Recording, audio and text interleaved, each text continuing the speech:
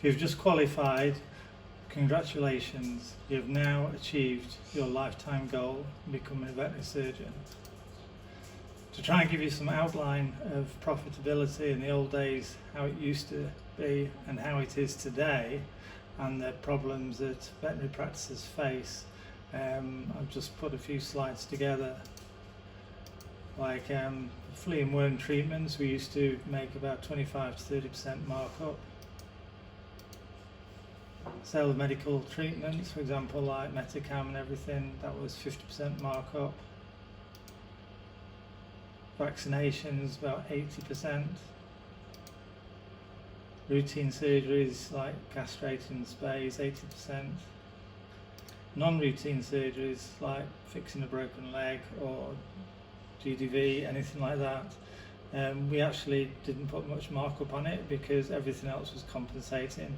So when a client was in need of help and they had a real problem like a GDV or a fractured femur or something like that, we could do these surgeries at sort of a more reasonable cost because everything else was bringing in the income. And obviously profit from consultations is 100%. So back pre-2000, the average veterinary practice was making about 30% profit based on the take-ins. So if they took £100,000, it meant £30,000 was profit.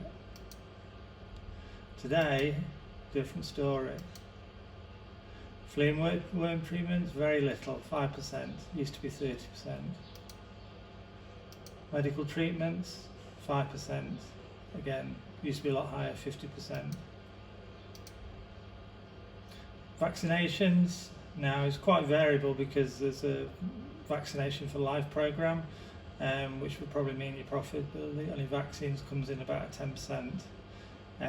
But more competition with the corporates and everything has effectively reduced the profit in the vaccinations. And the same goes also with routine surgeries, competing for prices. Like prices are reduced to attract clients and everything, so your routine surgeries has dropped from 80 probably to about a region of 30-60% profit.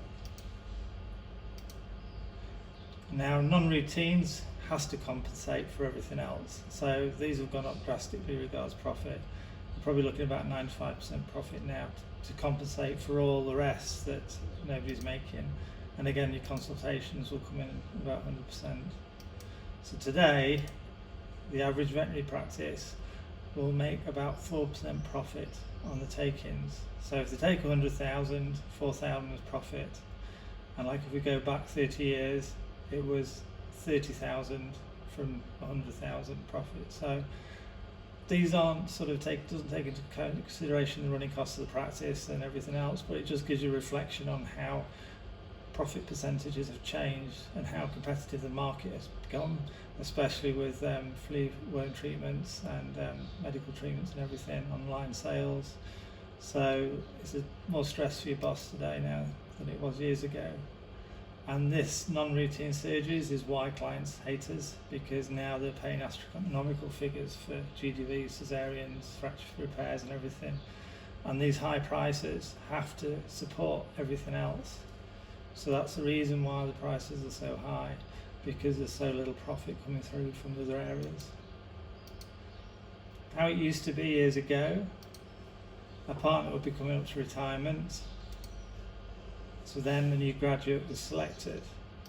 The new graduate was then trained and brought on and developed and invested in with time and also money, courses, things like that, because ultimately the new graduate then became the partner. So pre-2000, this was the norm, what happened. Basically, you'd start in a practice and ended up becoming a partner. And it used to be fantastic because after 4 or 5 years grafting, becoming a partner, and then sort of obviously at 30% profit margin, they were making a lot of money in the years gone by, which is completely different now. Now basically most of it's done through recruitment agencies. Like, I don't know whether you're aware of this, but you have to be very careful because recruitment agencies usually ask the veterinary practice 4,000 to up to even 12,000 finder's fee. So if you can go direct to a practice, not going through a recruitment company, then there's a possibility you're going to get a higher wage, because you're then saving thousands that have to pay a recruitment agency. So bear that in mind if you're going to an interview, whether you've actually got the interview through a recruitment company or whether you've gone direct to the practice, and that gives an idea what the poor old practice has to pay to find a vet really through recruitment agencies. Now, very important, mental health. You've got to keep yourself in good mental health. The best thing to do, is very difficult sometimes, is leave work at work. Don't take it home with you. Sometimes it's easy when your partner's not a vet, but try and switch off when you leave that practice. Try and switch off from everything and stop worrying. Difficult to do, but important to do. Just don't lie awake thinking about things. Just try and close the door on it and just pick it up the next day when you're at work. Really important to have external interests, whether it be gym, football, religion, anything at all, because you can direct your attention, your thoughts into this area. For example, if you had a classic car, for example, then you can think about your classic car, try and just sort of not dwell on problems, cases and things like that. And also get help. If you are worrying, stressing over something, ask your boss, tell your boss, see if they can help, see if they can take over the case, anything like that to help you. Like I say, talk about it. Don't be a closed book. Everybody's been there. Everybody stresses. We're all the same. We tend to hide it too much. We need to be a bit more open. And remember, we can't all be perfect. We're all going to make errors. We're all going to make mistakes. It's part of life. The veterinary industry doesn't mean you're immune to making mistakes. For example, a surgeon years ago took the wrong kidney out of a child. Obviously the results of that were terrible, absolutely terrifying. And then a plumber gets hot and cold mixed up. The consequences of the plumber are far different to the consequences to the surgeon for the same mistake, getting left and right the wrong way around. So I'm giving you any sort of advice starting off as a veterinary surgeon. First of all, I will always say, start what you mean to go on. If you want to do mix, go for mix. If you want to do small animal, go for that. Don't say to yourself, right, I'll do a bit of small, then I'll switch to large animal, because you'll end up staying in small animal if you start just in small animal. Now, always ask who you're replacing. You might be replacing a new grad who's left, or you might be replacing a surgeon who's very competent and qualified, and they've left and they're looking for a new graduate to take the place because they can't find an experienced vet. So ask them how this position arrived. Now, what you've got to watch out for is their expectations of you. Sometimes they'll sort of let you down regards, you'll have to go and do sole charge, sometimes out of hours.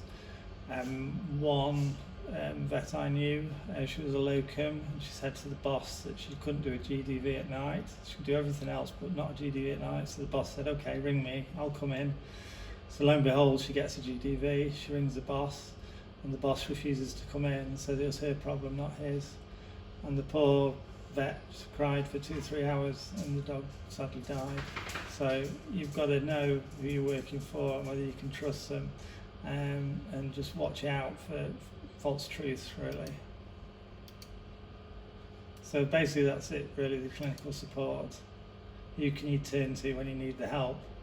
You need to know whether you can ring your boss at the weekend, at night time, or your other colleagues. So just make sure you know where that support is and where you can turn to. So one big question you need to ask is, when will you be on your own? When will you be expected to do sole charge? There's one vet that came to the clinic, her confidence had been shattered because after 6 months in, she was on sole charge, which she wasn't supposed to be after the initial interview. And on a day she came in, there was actually a kidney removal booked in, and this poor girl was 6 months out, and the boss had booked a kidney removal in. So that was very traumatic for her, and it really did affect her confidence after that. And then again, make sure you know the setup for the out of hours. For example, if you've got a very ill case coming in late at night, just before you close, can you send the case to the out of hours? What situation are they in? And also like inpatients. If inpatients are on the treatment during hospitalisation, then are they going to get transferred to the out of hours provider? Is somebody going to come in to look at them at the hospital and not transfer them? Who's going to be looking at them then if you came in? Is it going to be yourself? Will you have to come in? So lots of questions goes out of hours, mainly about what happens to the inpatients, and also sort of what you can send to the out of hours late on in the evening. For example, if somebody rings up with a GDV at 6 o'clock, what's the process? What does your boss expect? You send it straight to the out of hours, or it's supposed to come to the clinic and you perform the surgery at the clinic? So you just need to know where you stand on that. And also watch out for new graduate programs. Some are very good, some of them are very sort of full of false promises. So just find out more about it and make sure you know what sort of new graduate program there is. Now, stress for your boss, all sorts of stresses going on in there. Out of hours, did a case go to the out of hours during the night? What happened to it? How are the inpatients? Do you have to send inpatients to the out of hours provider? Recruitment's always a big problem, has been for the last 30 years. Trying to find a replacement for the person who's leaving is very difficult. And then sometimes is what happens that they'll employ a new graduate to replace an experienced surgeon. So you've got to be very aware about that, their expectations of you. Like profit and pricing is a big worry now for veterinary practices, because of the competitive market. They don't want to go too high and be outcompeted, but they still have to make some profit. So big stress on that really for them. Loyalty programs, a lot of the time they don't bring much money in, they're more loss leaders. So basically they get the flea control, worm control, everything, vaccination, everything part of a program where they pay X amount per month. Now sometimes these work well and get loyalty from the clients, but also equally sometimes the client can come to you for your flea and worm preps and everything else and actually go elsewhere for the medical problems. So they can just use you for the program and actually don't go to you when they've got a problem. So big sort of grey area whether it's good to use those or not. Complaints, obviously there's always going to be complaints. How you handle a complaint is very important, or your boss has to handle it. They've got to make sure the clients are content, goes without saying, and also they're always concerned about competition and new corporate popping up nearby or something like that. And expenditures, as a new grad you've got to be aware if you're taking 6 goes with a cannula to get a line in, it's going to cost your boss a lot, so they're going to get stressed over that. Also with your suture material, sometimes the suture material will come about £10 a packet, so if you're going through it like no tomorrow and wasting lots, it's going to cause your boss a lot of stress. So please be aware of draining the money, because things are tight nowadays and profit margins are not there. So being a boss can be a big headache. Alright, tips to help you. Stay in control of the consult. Don't let the client take control of the consult. You be asking the questions, they're answering the questions. Sometimes they'll start going on about something completely irrelevant, so you need to just take control of it and ask the questions that you feel important. Always take care with estimates, very easy to trip up. The best way to do is say, right, in my head, I think it's going to cost 400, and then tell the client the cost could be anything from 400 to 800. Just give big estimates, because it's always better a case to go and pay and it's a lot less than you said.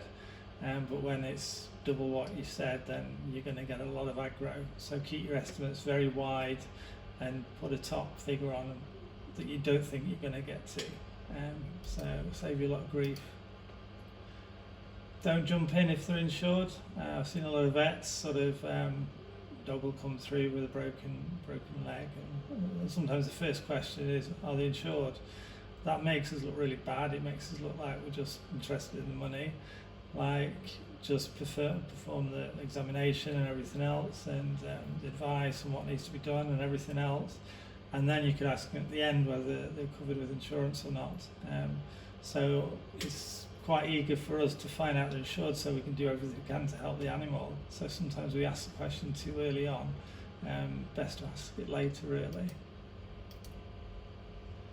Don't let the client belittle you. Sometimes you'll get some clients that take control in the consult room and want to give you a hard time.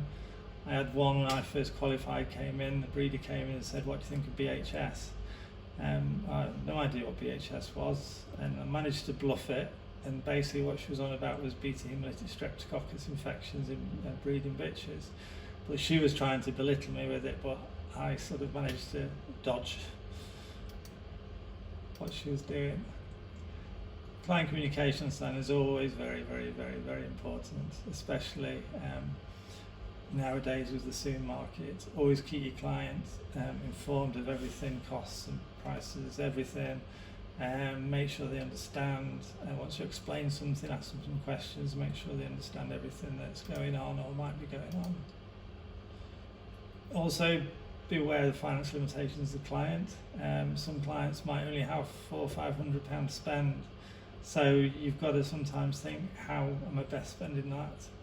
What you can do is lots of bloods and x-rays and exhaust their £500 spend that they've got, and then they can't afford anything.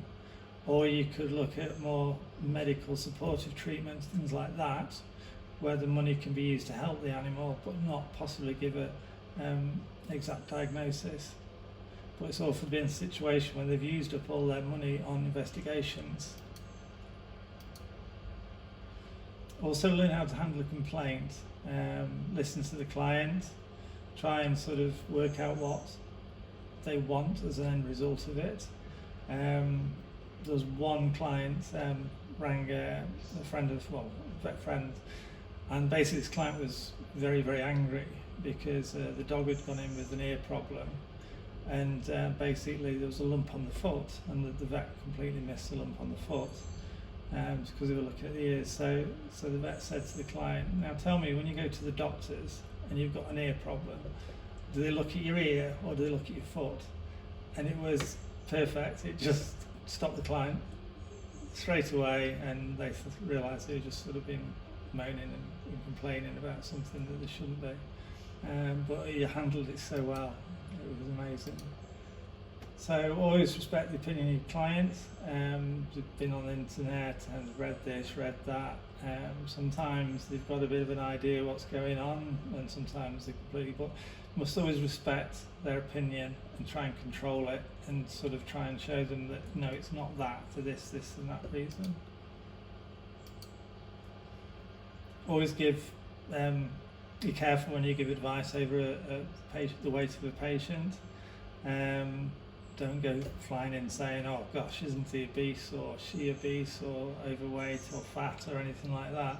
Gently sort of approach the subject. You know, think, "Oh, you might just be having too many cookies," or something like that. Just sort of try and gently, because clients really can take offence if you go straight in saying the dog's fat. And also, I carry a bit of weight, so it's very easy for the client to look at myself and go, "Well, you're big enough, you know, why, what are you on about? My dog's weight, look at the size of you." So it's got to be very, very careful with that. You're surprised how many clients I've seen, and they'll say to me, "I've not seen that with a vet," and basically because the other vet said the dog was obese or fat. So, and then sort of advice, the last call of the day just before you stop, like 2 minutes to 7, just before the phones go through. Always see that last call. It's a pain because you've got to stay behind, you've got to wait for them to come. But my advice is to always see them and don't palm them off because it's 2 minutes to 7. Just treat them as normal, and unfortunately you will have to stay later, but it's safer to do that than something goes wrong with this patient that you sort of palmed off to the next day. How to reduce your stress levels. Telephone calls to clients are really good, especially if you're a worrier. If you're staying up at night worrying about a case or something like that, well, ring them. The clients will love it. You show such an interest in the patient, but also it's make sure that you know, it stops you worrying because they're doing well. Always know how to get advice from your colleagues. Like I say, this is important if it's sort of night time or weekend time, how you can contact them, check they're okay if you're ringing them at home at night time, things like that. It's always best to get that sort of help in place, ready to use if when you need it. Good thing to do is when you're doing your consultation, always have an exit plan throughout the consult. So if you want to go and look something up and you don't want to do it in front of the client, just say, oh, I'll just check on the medications we've got in, or oh, I'll just go get my stethoscope. So then you can sort of go out to the consult room, ask one of your colleagues for help or anything like that really, or look something up. Ensuring the client understands everything. It's quite amazing what you can tell them, and then their spouse will come in and then they'll tell the spouse and it's completely different to what you just told them. So make sure they do understand it, and if that happens, you explain again to the spouse what's happening and rectify the advice. Very, very important to keep clients informed of present costs and also possible future costs. Quite often we'll be treating a case and we might have to do this and this. Let them know the costs. They must know the costs, or you're going to have a really hard time. And also they tend to sue more when they get suddenly surprised high cost veterinary treatment. Always handle euthanasia delicately as well as you can. Sometimes the client won't be sort of looking at euthanasia as an option, and to you it's quite an obvious option because the animal's suffering. And then you've just got to just gently go in saying, do you think he's enjoying life still, and things like that really. And if you ever sort of have a dog that's completely collapsed and you cannot get a vein on them at all, you can't get a cannula in, nothing, then you can always get a tongue vein for euthanasia. So if you're stuck there and there's no way getting a vein access, then the tongue vein is the best to use. Also be very careful as well of for the actual receptionist. I had one case that came in and the receptionist always put alongside it what it's coming for, and they put one in for a PTS. So the dog came in, it was a bit old, and then I was starting to go, oh, how is he? Oh, is he not enjoying life? And he'd come in for a vaccine, so just be very careful when you're sort of reading what the receptionist has put in for the reason for attending. Good note taking is essential. Always give them the options, and also make a note of the options you've given, what your plan is in the future, if it's not working, the possible differentials you've given, and you've got to make these notes as if it's your defence in court, because if anything happens, this is your defence. And really important, make the notes straight after the consult or you forget loads of things. Don't sort of say, right, I'm writing the notes up at the end of the day. Do it as you go along. And I always used to say, for example, with a vomiting dog, this could be anything from something simple, like an upset tummy, up to something more serious like a foreign body or something like that. I always used to give the full differential list, and then I would then sort of obtain more information and discuss it with the client, and then we'd come up with the action plan. Some would want investigation straight away, some would want to try medicine and see what happens, but document all this and make sure it's on your notes. Taking bloods in front of the clients, usually Murphy's Law, it goes wrong, so I would always take the animal in the back and just say, look, I'm just going to the back so the nurse can hold him or her while I take the blood sample. So you haven't got the extra stress of clients looking over your shoulder while you're doing blood samples in the consult room. When you go off license, make sure the client understands what that means, because it can get confusing for them. And I'd always get a consent form signed, which basically acknowledges, the client acknowledges that they understand what you've told them. If you're admitting the dog for a day, basically take the lead off, give it to the owner and put a practice lead on, because they get so angry when you lose their lovely leads. So I'd always replace it with a practice lead, so that's never going to happen. If you feel like you're getting bullied into something by your boss that you don't want to do, then speak up. For example, in the past I had one boss who asked me to take a loaded revolver in the car to go and shoot a horse, euthanize a horse by shooting it.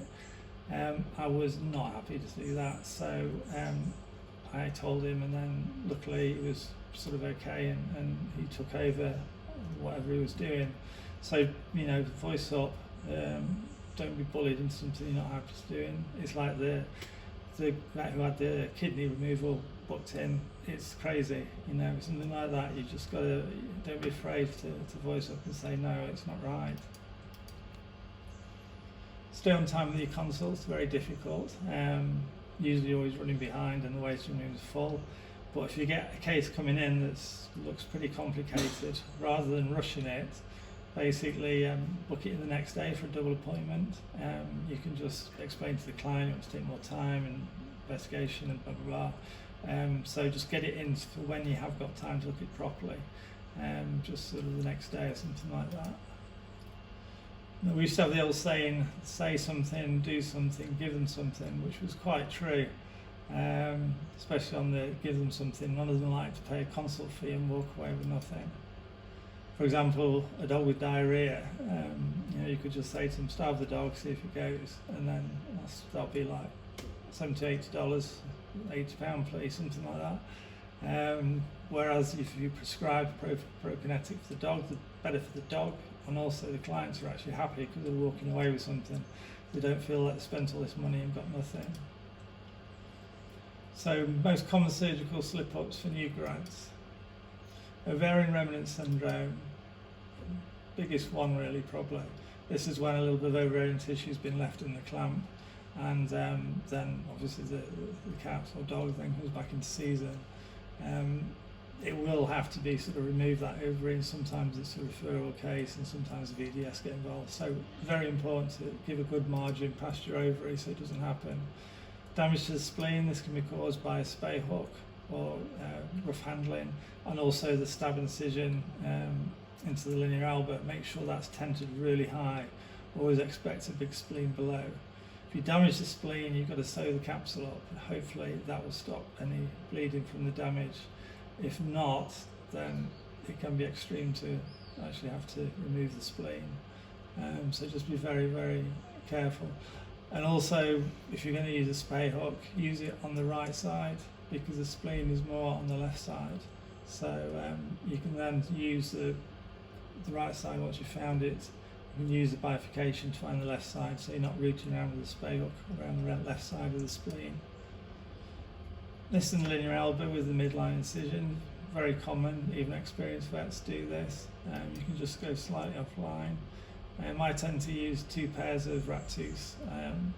I feel rat tooth warrants it because you can't hold the linear elbow well with a non-rat tooth, and it tends to mean you can't tent up high, and then basically the risks outweigh the benefits, because if you're not tenting high you can damage that spleen and stab the spleen, or even possibly something else. So be careful with that.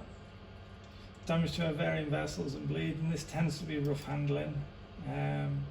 Like, it's very important not to handle the area where the ovarian vessels are because they tend to be very fragile and easily bleed. Also incorrect breakage of suspensory ligaments. If the kidney ligament's broken by accident, its attachment is just below the ovary and you tend to get bleeding from that if you've broken the kidney ligament and it's broken off from the ovary. But handle very gently. And also clamps, the most important thing with clamps, use an atraumatic clamp, something like a Carmel clamp, where you're not going to destroy the tissue. If you place a normal clamp and then you want to move it, the tissue can then be broken and destroyed. You want something gentle, like the Carmel. So bleeding from ovarian pedicle, this is usually going to be from poor ligatures. Good to watch the videos. The millers are really important not to know and to use in bitch spay. I've recently, I probably have, the last 1,000 students, they've all done good millers ligaments, and we've, touch wood, never had an ovarian pedicle bleed from a loose ligature. So millers are vital. Surgeons will just bounce back on a big fat bitch spay. As you tighten it, the tooth throw will just bounce back and you just won't get decent ligatures. So miller's really important. A lot of students will also, on new grads, will sort of remove some of the external muscle in the flank cat spay. I've had one student that went through the skin, well, entry through the skin, but then started to nibble out the fat pad, and nibbled out the fat pad, the external, the internal, and the than some of the fat inside. This new graduate didn't believe they were inside the abdomen. Yeah, just be very careful. The best way to do is to snip the fat and blunt dissect down to the external muscles, so you're separating the external muscle from the fat, and then just nibble out pieces of fat gently, so you can then see the external muscle and not damage it. Now basically, sometimes you'll get a cheese wire effect with your ligatures, especially in cat uteruses. So be careful what you're using. It tends to be the older ones that will get the sort of cheese wire risk uteruses. So really the best way to do it is to use the surgeons, and do your first surgeons sort of fairly tight but not go 100%, and then the next one along when you put the surgeons, then you can go full strength and tighten it. I tend to find catgut is good because you can control the tension more. Vicryl tends to be sort of loose or very tight, but you will have to watch out occasionally, especially cats, so you can do your ligature and just cut straight through the uterus. So using 2 ligatures and doing the first one not as tight, and then the second one tight, and also doing a position where you can have another go.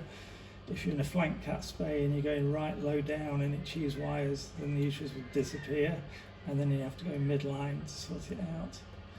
Damaged intestines, bladder with flank approach cat spay. This tends to be more using Addison forceps, pointy little forceps, or rat tooth. Use wide dissection, non-rat tooth forceps to prevent that sort of damage. And the Aberdeen knot, you'd be surprised how many of them actually fall to pieces. So the best way to do an Aberdeen is when you finish it, you pass it through once and then wrap it round and pass it through a second time.